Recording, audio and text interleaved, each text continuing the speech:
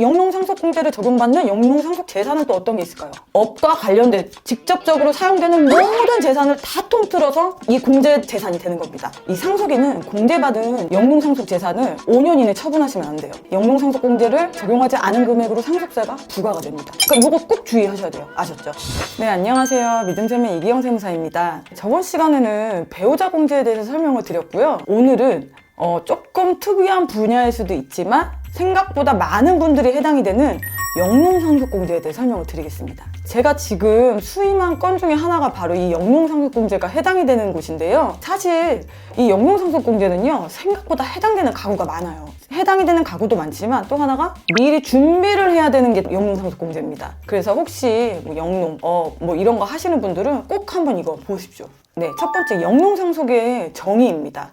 이 영농을 계속해서 전제로 일반인보다 추가 상속공제를 혜택을 더 부여를 하고 농민경제활동을 지원하는 데 그 취지가 있습니다. 이 정의에서 포인트가 딱 나오죠? 이 포인트 뭘로 담아야 될까요? 바로 영농의 계속입니다. 요건에서도 그러면은 당연히 영농이 계속돼야 된다는 얘기가 나오겠죠. 당연히 사후관리도 있겠죠. 그래서 지금부터 세부사항 설명드리겠습니다. 영농상속공제 요건입니다. 우선 영농이란요, 농업, 임업, 어업을 주된 업종으로 영위하는 것을 말합니다. 즉 농수산물이나 임산물과 관련된 업종이에요. 다음에는 피상속인의 요건입니다. 돌아가신 분에 대한 요건입니다. 첫 번째는요, 상속 개시일, 그러니까 돌아가신 날로부터 8년 전부터 계속해서 직접 영농 등에 종사를 하셔야 돼요. 근데 질병이나 요양, 그리고 협의 매수 또는 수용 등으로 인해서 1년에 한정해서 그 1년 미만인 기간의 경우에는 계속해서 그냥 영농을 했다라고 봐주고 있습니다. 두 번째입니다. 네, 이 농지 등이 소재하는 시군구랑 그리고 그와 연접한, 이 연접이라는 거는 붙어있는 걸 연접이라고 해요.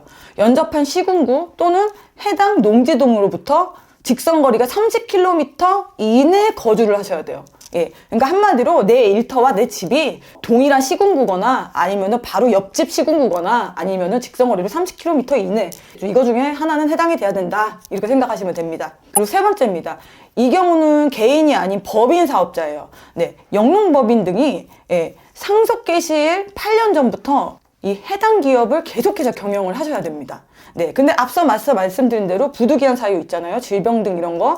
이런 경우에는 이런 사유로 인해서 계속해서 경영을 못한 경우에도 이거는 계속해서 경영을 한 걸로 간주를 해줍니다. 네 번째입니다. 역시 법인 사업자고요. 네, 이 법인의 최대 주주로 본인과 특수관계인이 지분의 50% 이상을 가지고 있어야 돼요. 다섯 번째입니다. 네, 이 영농상속이 이루어진 후에요, 이 영농상속 당시 이 영농상속을 받은 상속인을 제외한 최대 주주가 만약에 사망을 하잖아요. 그러면은 이 경우에는 두 번째 영농상속공제는 적용하지 않습니다. 네, 다음은 상속인 요건입니다.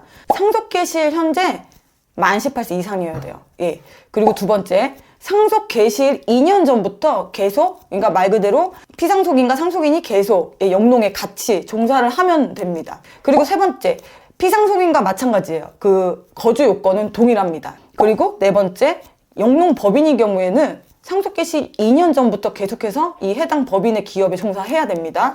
네, 그리고 다섯 번째로는요, 법인의 경우 상속세 과세표준 신고 기한, 사망일로부터 6개월이죠. 그 전까지 임원으로 취임을 하시고 상속세 신고 기한으로부터 2년 이내에 대표 이사로 취임이 되셔야 됩니다. 다음은 이 직접 영농에 종사한다는 게 어떤 의미인지 설명을 드릴게요.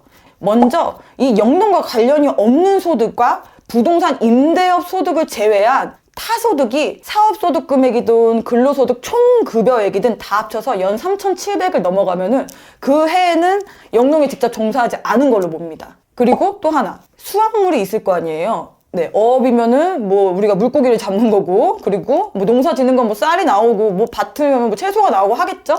그 수확물의 2분의 1 이상을 무조건 피상속인의 노동력으로 수행이 되었어야 돼요. 다음은 중복적용 배제입니다. 가업상속공제라는 것도 있어요. 이거는 이제 영농과 다른 업종에 대한 가업을 이룰 경우에 해주는 공제인데요. 얘랑 영농상속공제는 당연히 중복적용은 안 됩니다. 둘 중에 하나만 적용받으실 수가 있어요. 그리고 영농상속공제의 한도액은 30억입니다. 그래서 만약에 그 영농상속 재산이 30억이 초과가 되더라도 우리는 30억만 공제 금액을 해야 됩니다. 영농상속 공제를 적용받는 영농상속 재산은 또 어떤 게 있을까요? 당연히 뭐 농지, 초지, 산림, 어업의 경우 뭐 배, 선박, 예, 뭐 양식장, 거기다가 염전 사업인 경우에 염전, 이런 것들. 그러니까 이 업과 관련된 직접적으로 사용되는 모든 재산을 다 통틀어서 이 공제 대상 재산이 되는 겁니다.